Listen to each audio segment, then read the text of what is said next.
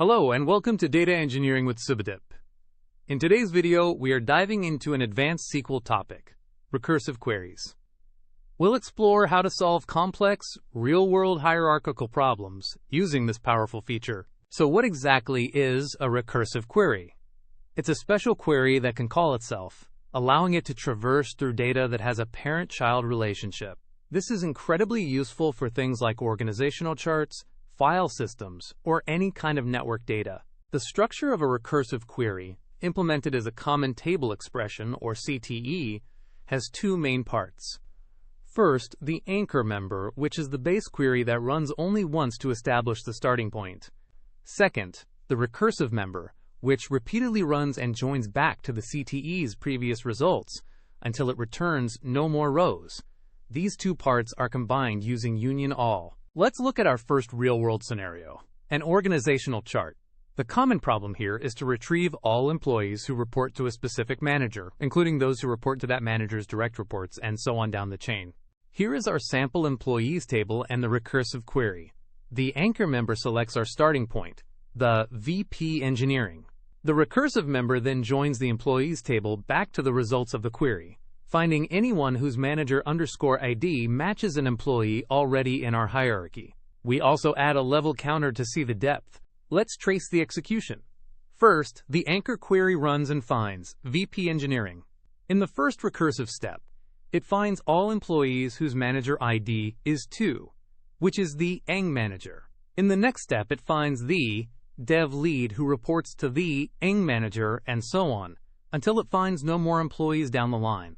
Our second use case is a classic manufacturing problem, the bill of materials. Imagine you need to build a car. A car has an engine and a chassis. The engine has pistons and spark plugs. How do you get a full list of every single part required? Recursive queries are perfect for this. In this query, the anchor selects the top-level components of the car. The recursive member then joins the parts table again, this time looking for assemblies whose name matches a part from the previous step. We also build a path string to visualize the hierarchy. The execution unfolds the product tree. The anchor finds that a car needs an engine and a chassis. Then, the first recursion takes engine as input and finds it needs a piston and spark plug. It also takes chassis as input and finds it needs a frame and wheels. Since these are basic parts and not assemblies themselves, the recursion stops. Our final use case involves graph traversal. Imagine you have a database of flight routes. How can you find all the cities you can possibly fly to from New York, with no more than 2 stops? This is a classic pathfinding problem.